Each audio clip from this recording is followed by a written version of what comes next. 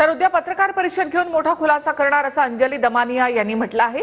पुरावे दाखवल्यानंतर फडणवीस आणि अजित पवार मुंडेंची पाठराखण करणार नाहीत असं दमानिया यांनी म्हटलंय। पुरावे भगवानगडावर नेणार, मुंडेंचा राजीनामा मागणार असंही दमानिया यांनी म्हटलेलं आहे।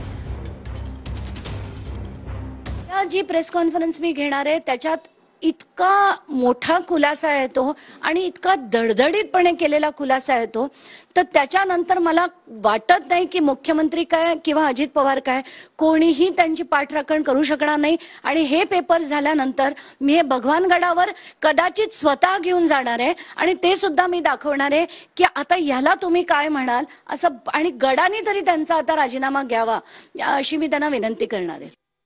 तोपर्यंत धनंजय मुंडे यांचा राजीनामा होत नाही तोपर्यंत देशमुख कुटुंबाला न्याय मिळेल असं मला वाटत नाही।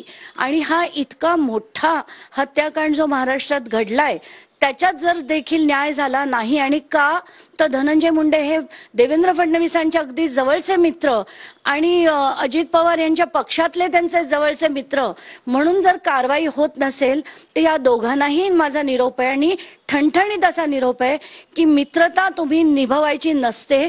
तुम्ही मुख्यमंत्री आहात, तुम्ही उपमुख्यमंत्री आहात आणि एका पक्षाचे अध्यक्ष आहात, आणि जो पण माणूस इतक्या मोठ्या प्रमाणावर भ्रष्टाचार करत असेल, दहशत करत असेल, अख्ख्या लोकांना चिरडून टाकत असेल, अशा माणसाला त्या पदावर राहता कामा नये आणि त्याचा राजीनामा घेतला पाहिजे।